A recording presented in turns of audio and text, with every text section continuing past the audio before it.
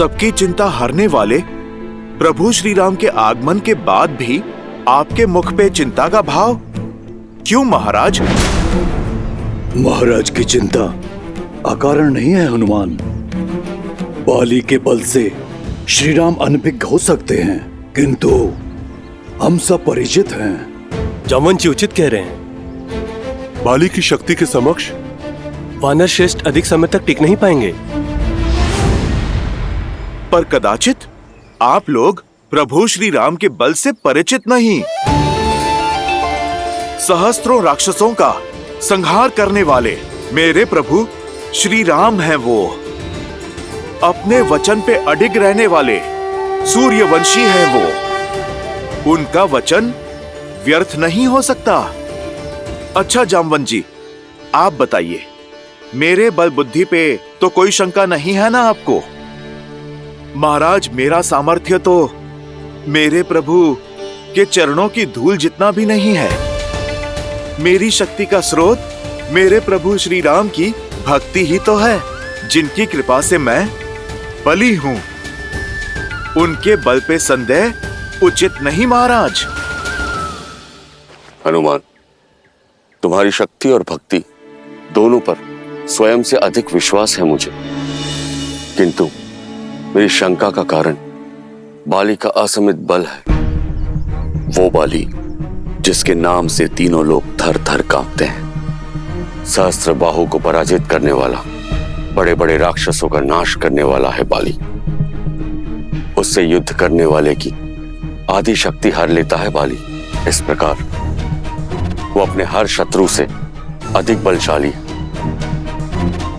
भला श्री राम और लक्ष्मण जैसे युवा योद्धा कैसे युद्ध कर पाएंगे उनसे? उनका सामना कैसे कर पाएंगे? मेरे भैया श्री राम के सामर्थ्य पर प्रश्न चिन्ह उठाने से पूर्व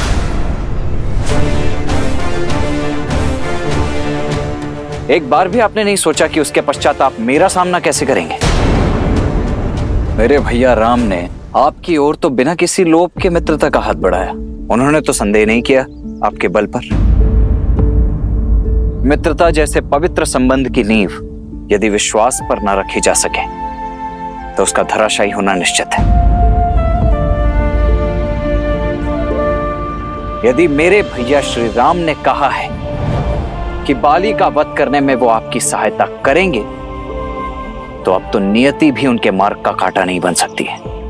क्षमा चाहता हूं लक्ष्मण, किंतु मेरी शंका व्यर्थ नहीं है। श्री राम मुझे बाली से द्वंद्व करने के लिए कह रहे हैं। मुझसे बहुत शक्तिशाली है वो, मैं उसे कभी हरा नहीं पाऊंगा। और यदि श्री राम बाली को मारने में असमर्थ रहे तो मैं मृत्यु को प्राप्त करूंगा और सदा के लिए बाली के पाश में बंधने का विष मेरी पत्नी को पीना होगा। और यही नहीं, मेरे अपनों का क्या होगा? जिनका जन्म ही संसार की पीड़ा हरने के लिए हुआ हो, उन मेरे भैया राम की उपस्थिति में ऐसा हो जाए, ये संभव नहीं है वानरराज। लक्ष्मण,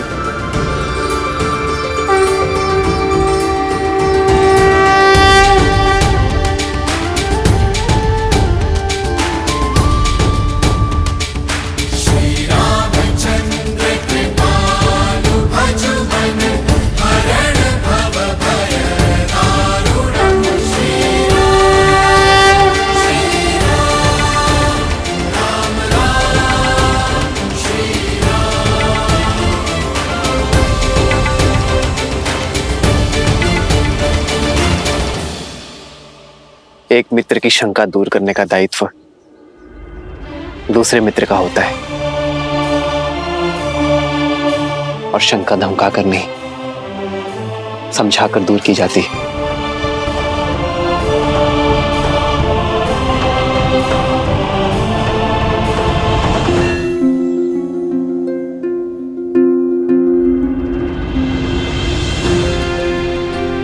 बताइए सुग्रीव, ऐसी कौन सी शंका है जो आपको कचोट रही है?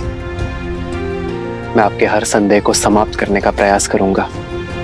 क्षमा करे श्री राम, किंतु मेरे संदेह की जड़ बाली की शक्ति है, उसका पराक्रम, उसका बल जिसकी कोई सीमा नहीं है। एक बार अति बलशाली राक्षस दुंदुभी, जिसका शरीर पर्वत के समान था, जिसके नाम से मानव और दानव ही क्या, देवता भी थर थर कांपते थे, उस दुंदुभी ने किष्किंधा आकर बाली को चुनौती दी।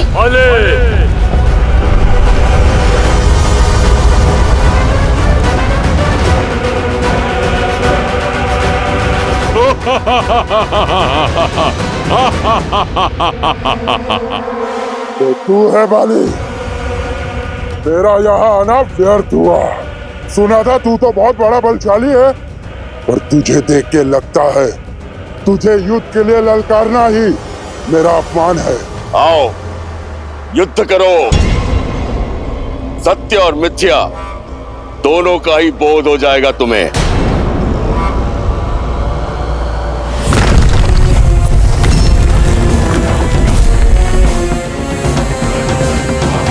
आनंद आएगा।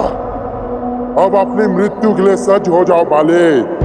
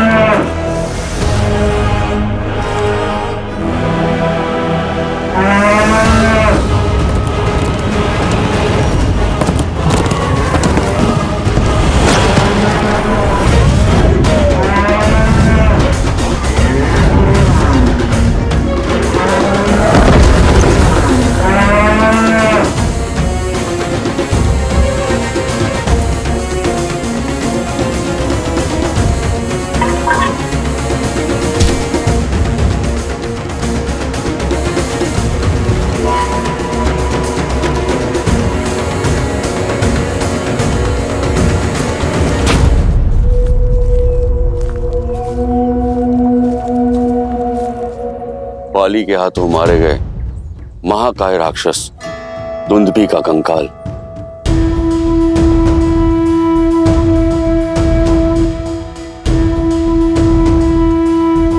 परसों से आज भी इस ऋषिमुख पर्वत पर पड़ा है। आज तक किसी में इतना साहस, इतना सामर्थ्य नहीं कि इसे लेश मात्र भी हिला पाए, ना अकेले ना समूह में। सोचिए, जिसके कंकाल में इतना बल हो, वो दुंदुभी कितना शक्तिशाली होगा। और उस दुंदुभी को उठाकर योजनों दूर तक फेंक देने वाले बाली किस बल का स्वामी होगा। महाराज, आप मेरे प्रभु पर विश्वास रखिए, वो आपकी हर एक समस्या का निवारण करेंगे।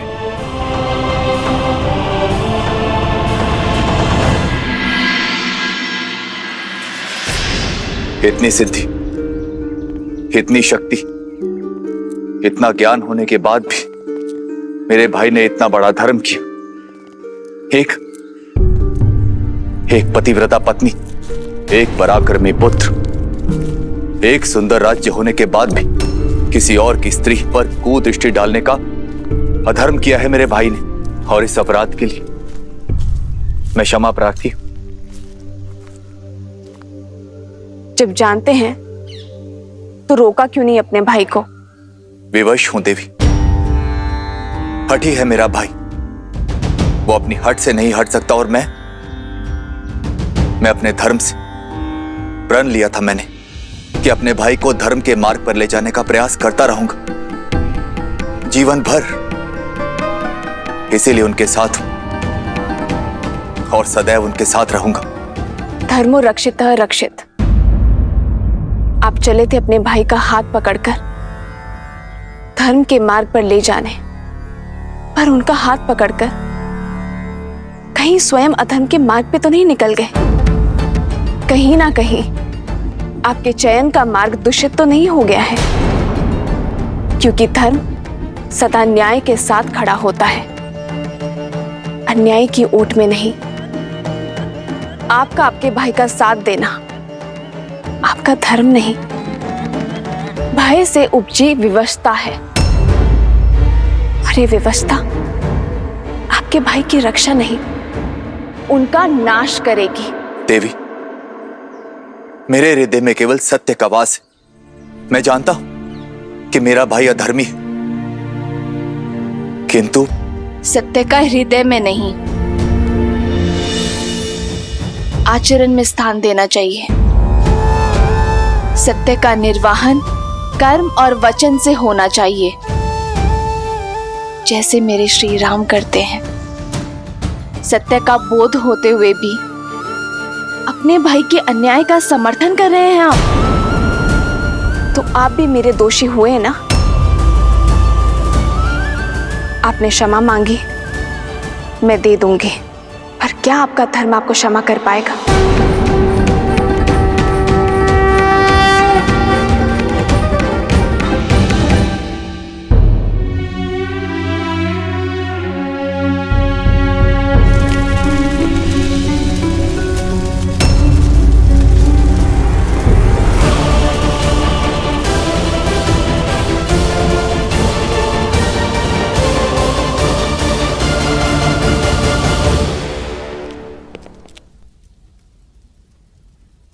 प्रणाम माता।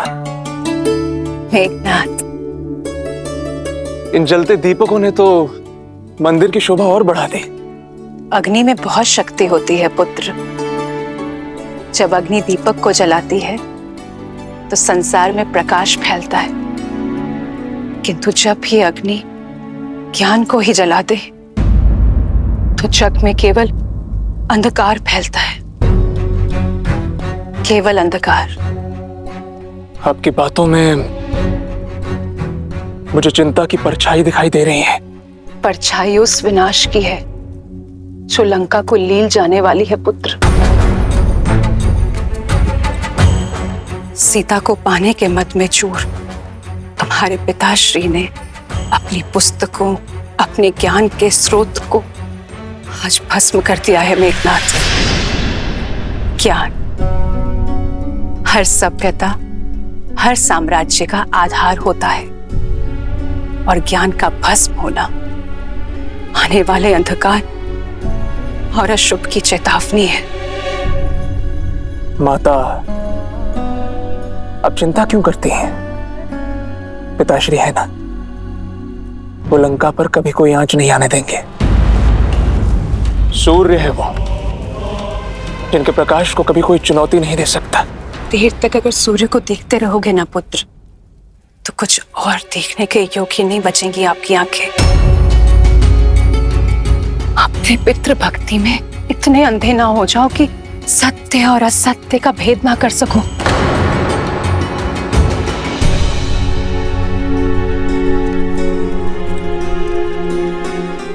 ये दीपक जलाओ मेघनाथ।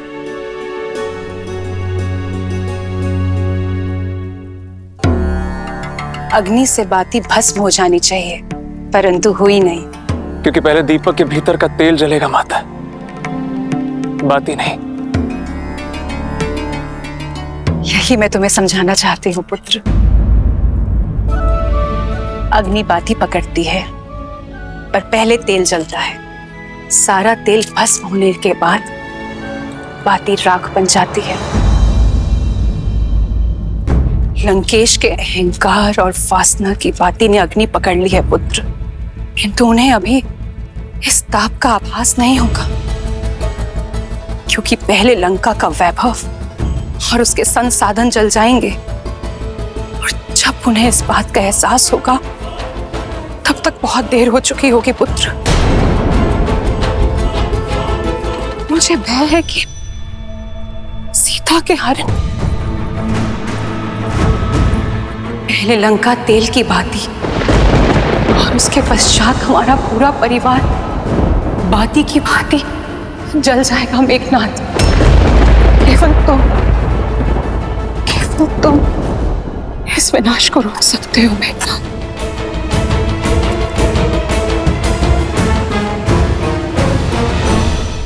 देखिए कैसी माया है। एक कंकाल तो धूमिल हो जाना चाहिए था, परंतु इतनी ऋतुओं के पश्चात भी ये ज्यों के त्यों पड़ा है।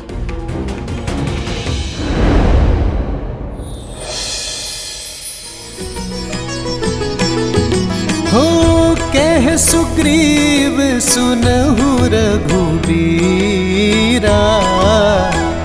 बाली महाबल अति रणधीरा।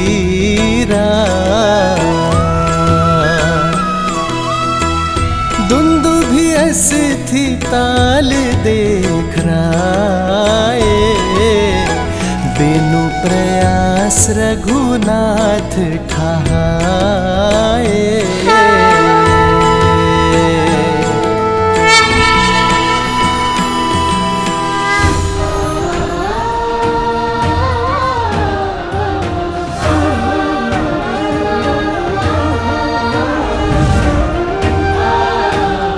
प्रभु श्री राम की, प्रभु श्री राम की, प्रभु श्री राम की। कहिए वानर राज, अब तो आपकी शंका समाप्त हो गई ना?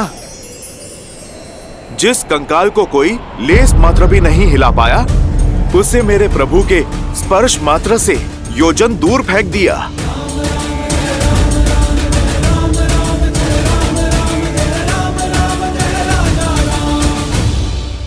प्रतीत होता है कि आपकी चिंता और भी बड़ी है मित्र। आपके बाहुबल का परिचय मुझे तो मिल गया, किंतु बाली के बल से आप अभी भी अपरिचित हैं।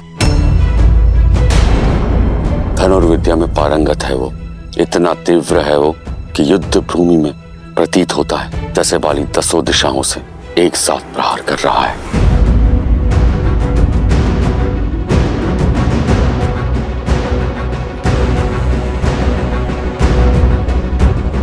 अपने एक बाण से साल के 7 वृक्षों को भेद सकता है वो, इतना प्रबल है उसका प्रहार। आपके संदेह तो समाप्त ही नहीं हो रहे हैं वानर राज। लक्ष्मण, बोलने दो वानर राज को। मित्रता में हर किसी को अपनी बात रखने का अधिकार होता है, और फिर संदेह की धरा पर मित्रता का वृक्ष कैसे फल सकता है लक्ष्मण?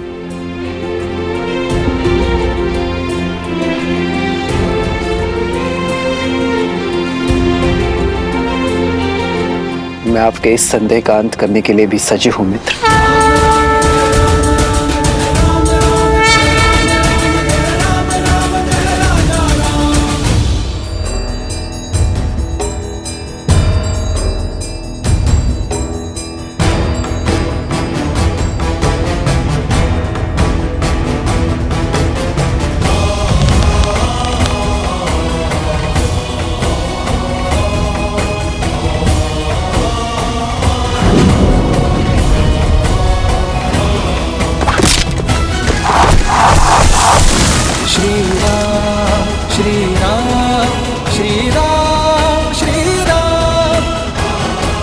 प्रभु श्री राम की, प्रभु श्री राम की, प्रभु श्री राम की।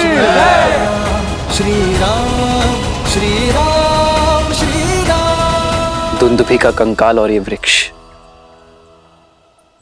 वो नहीं है जो प्रतीत होते हैं।